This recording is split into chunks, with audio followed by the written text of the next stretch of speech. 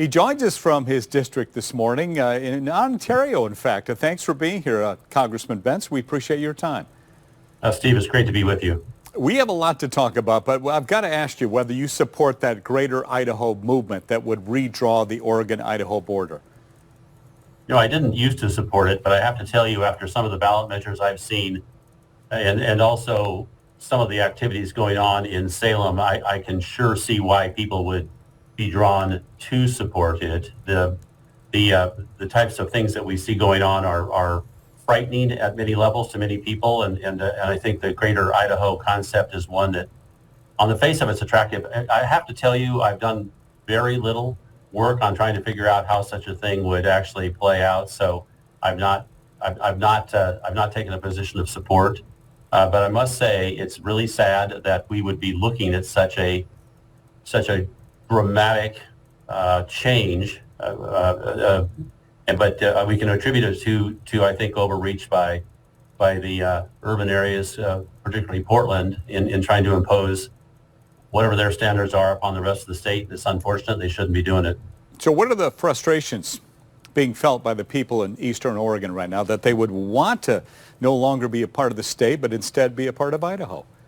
Right. Well, of course, it's the progressive concepts that you see over and over and over again come out of Portland, Salem, Eugene, that simply do not fit the approach that many people use over here to all kinds of things, whether it's religion and the background there, or whether it's taxes, or whether it's just plain old business. And if you see the type of animus that Democrats exhibit toward business, with the very economic engine that keeps this state going, you have to ask, what in the world? And I spent 12 years in Salem. I saw it over and over again. I'm just going to use the tragic loss of the Intel Corporation moving to Ohio, a direct result of the failure of progressives to recognize that, well, businesses have to have land.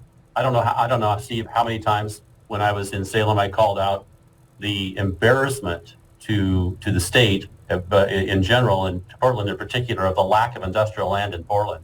But that kind of freezing Oregon in place that happened years ago is coming back to haunt everybody now. I'm not sure that the progressives understand that, and I think that's another reason that people in Eastern Oregon and Southern Oregon, and a lot of it, are looking at Idaho. Do you see Congress voting for states to move their borders, and would you vote for that? Well, it depends. There's so much.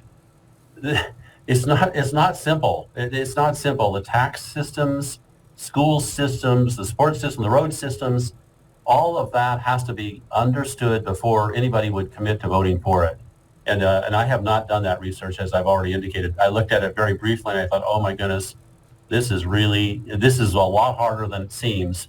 But on the face of it, it's sad that we in Oregon would be contemplating such a thing. But not surprising. Many of my friends have moved to Idaho to avoid the really high estate tax in Oregon, to avoid the really high income tax in Oregon.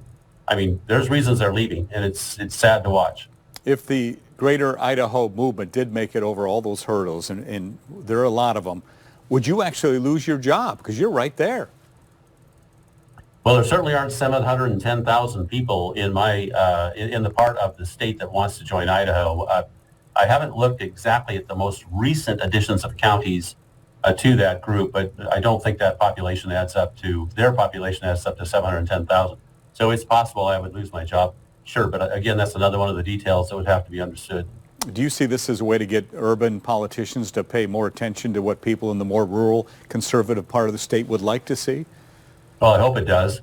Honestly, I really do hope it does, because I think at this point they believe they're bulletproof, immune from accountability when it comes to a lot of things they do. They look only to Portland, Salem, and Eugene, and they need to be looking at the entire state and stop it with the self-righteous, we're right and you're not approach. You got to be more balanced. You seem very frustrated by this right now. Has this just kind of gotten to you all of a sudden, or has this been kind of going on for a while? No, it's been going on for a while. And I would also say the ballot measures that are passed primarily by Portland do not fit out here. They do not fit. And that kind of approach is not good for this state. And it's incumbent upon the legislature to step up, and instead of just jumping on board, they need to say, look, this doesn't fit the rest of the state and we need to make appropriate adjustments. And yet I don't think they have the courage to do it. You've been named chairman of the Natural Resources Subcommittee on Water, Wildlife, and Fisheries. How will your constituents benefit from your chairmanship there? Well, first of all, I'm so incredibly happy for two things. One, finally, after 14 years, never a day in the majority, I'm finally in the majority. And then secondly, it's a huge privilege to have been named chair of a subcommittee in Congress, and I'm very, very happy for that opportunity. The good news is I've spent a huge part of my life working on water-related issues, and I'm happy now to have an opportunity as chair to ask for hearings and to bring legislation that will address some of the challenges I've learned about and deal with and have dealt with for many, many years. And those challenges include the the proper amount of storage. We have storage capacity we've not taken advantage of. And I'd love to see us do way more when it comes to aquifer recharge. I'd also love to see us do way more when it comes to the appropriate allocation of water. The Klamath is a really good example of the inappropriate allocation of water, where we see the water all being taken for the past 3 years and now possibly 4 and given to in-stream interests with no regard to the thousands of people who are being damaged, not to mention the thousands of acres that are being robbed from the flyways for all of our waterfowl. And that's just a few of the interests that are being ignored by what I would call overly politicized allocation of water. I want to talk about the border now because House Speaker Kevin McCarthy has taken a Republican delegation to the southern border. Oregon Congresswoman Lori Chavez-DeRemer is among them. Where does border security fit on your list of priorities in this congressional session? Well, it's right at the top. But since you mentioned Lori's name, I just want to say how incredibly fortunate Oregon is to have Lori Chavez-DeRemer as their one of their new congresswomen. She is great, and she's going to do a wonderful job for her district and for Oregon. And I just want to say that I've been there, I've seen her in action. She's the best. As far as securing the border, I'm on the Judiciary Committee. I'm on this been on it for 2 years, and I must say the border has to be addressed. The amount of fentanyl coming across is usually used as the example of why it's horrible, but there are many other things going on in not having a border that works. You know what the biggest one is, Steve? The biggest one is that if you don't have a border that works, then you can't have other immigration programs that we absolutely need improved and put into place, because people, they won't support it. They'll say, hey, until you get that border fixed, we don't want anybody coming in under the H-2A visa program or under these other arrangements. And we need those people. So we've got to fix the border in order to fix the rest of immigration. What needs to be done, do you think, to secure that border? Well, so the primary tools that are currently being used to bring people into the United States before they're appropriately vetted and appropriately reviewed is the asylum law and the parole law. And those two are basically open doors into our country that allows people to come in before it's been determined whether or not they are indeed exposed to credible fear should they return to their homes. And what that has meant is we have a couple million people who've come across since Mr. Biden became president that may or may not be entitled to ever have entered the United States. And so the proper thing to do is make sure that those two laws, asylum and parole, are fine-tuned and used the way they should be used. And by the way, Steve, it's hard to do. This is not an easy task, but I'm working on it right now, along with many others in the Republican delegation. Let's talk about the 4 aerial objects that the U.S. shot down within the last couple of weeks. I saw on your Twitter feed that you're calling for more transparency. Now, President Biden spoke about it on Thursday for a bit, for about 10 minutes, I'm told. Do you think that was enough? Steve, I have to share with you the saying that was going around, that the one thing that the president has done about inflation is shooting down that balloon. And I would just say that it deserves far more serious consideration than that. But I think the challenge we have is properly dealing with balloons that are very difficult. They're very difficult for our systems to identify. Very, very tough. And so it's it's something that we should be doing. I think we need a heightened level of concern, and I look forward to seeing what it is that our military dredged out of the sea, and of course we're all going to be wondering if they made the right decision, and I think we're going to find out when we see what it is they pull out of the water. And do you think it was a good decision to let that balloon take a week-long journey across the U.S. before it was shot down off the coast of South Carolina?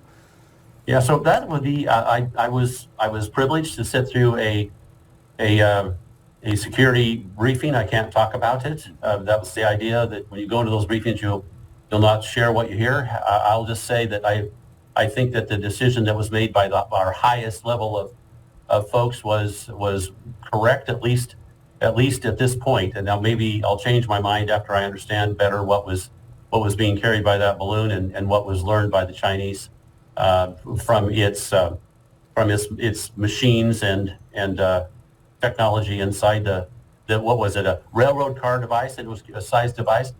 So we'll wait and see. How concerned are you about the relationship between the U.S. and China right now? Well, I'm very concerned. I think everybody that wants to know how China approaches these things should read the book, The 100-Year Marathon. It's a really good book about what China's doing, and how it's been focusing upon taking over from us the lead position in the world when it comes to economics. And at the time the book was written, the author really didn't focus on a war. He focused on economic aggression by the Chinese. And now we seem to see a very sad movement away from just competing, and I think many times inappropriately, economically, China moving toward more aggression. And that's bad. It's bad for all of us. We need to be thinking extraordinarily carefully about how we approach China. And that takes us to Ukraine and the proper signals that we're sending. I think they're the right ones by supporting Ukraine. But we've got to be super careful to make sure we don't end up leaving ourselves less able to defend ourselves by virtue of what we're doing for Ukraine. So it's a complicated matter. Well, number one priority in Congress right now, what is it? Well, the number one priority is to slow down the spending so that we can get inflation under control. Everybody out here, everybody I speak with is super concerned about the cost of everything. I went to the grocery store yesterday, paid $4.99 for a dozen eggs. I know we got avian flu, but it's not just that. It's every type of food on the shelf. And I do as much shopping as my wife does, and I must say it's been a real shock, and I feel horribly for the folks that don't have the money to pay for groceries. So we need to do something about inflation. It was touched off by way too much government spending, and we need to slow that down and get our budget under control. That's the most important thing. Let's talk about a current controversy in the metro area connected with your time in the Oregon legislature over freeway tolls. A lot of people upset by the possibility of paying tolls. You played a big role in crafting the transportation package that the toll plan comes from. Did you hear from constituents about tolls during that long process back in 2017? If so, what did they say to you? Well, not from my constituents, because most of them seldom go to Portland. But I think almost all of them understand the need to pay for whatever it is we're building, and they all remember, at least my constituents do, that tolls are the normal way of paying for a bridge. And so even now you still pay a toll on the river, the Bridge of the Gods, I think.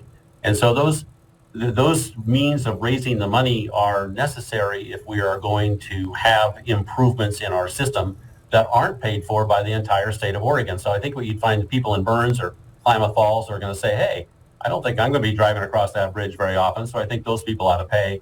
And upon that amount, given that amount of thought, they would say, yeah, sure, tolls are the approach, because they don't want to be paying for a bridge in Portland.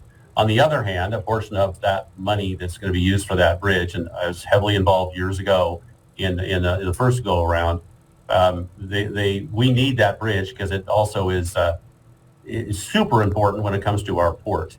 And so if we don't have a bridge that works, we won't have a port that works. And we out here on the eastern and southern part of the state of Oregon understand the value of ports. You support the idea of tolls still today? Well, for tolls that are necessary for the payment of bridges. So if the bridge across the Columbia is going to get built, you're going to have somebody pay for it. And it's going to be the people that use it. And to that extent, I support tolls. What do you hope to accomplish in the 2023 session? Well, I want to put, you're only on a couple of committees in Congress, and you need to put the opportunity that you're given by virtue of the position you hold representing folks. You want to put it to the very best use, whatever committees you're on. I'm on Judiciary. I'll be working hard on the border-related issues there. I'm on Natural Resources, and as we discussed, I'm going to be chair of that committee. So it's my hope I'll be able to do something to help the farmers and ranchers and in this case, a lot of different groups use our water in the western United States better. The big focus is going to be on storage, and you can see in California how amazing it is that Californians are actually talking about the need to store more water, finally, after all these years. So those are the kind of things I'll be focusing on. Congressman Cliff Pence from Oregon's 2nd Congressional District, we always appreciate your time. Thank you for coming on the program. Yeah, Steve, thank you so much.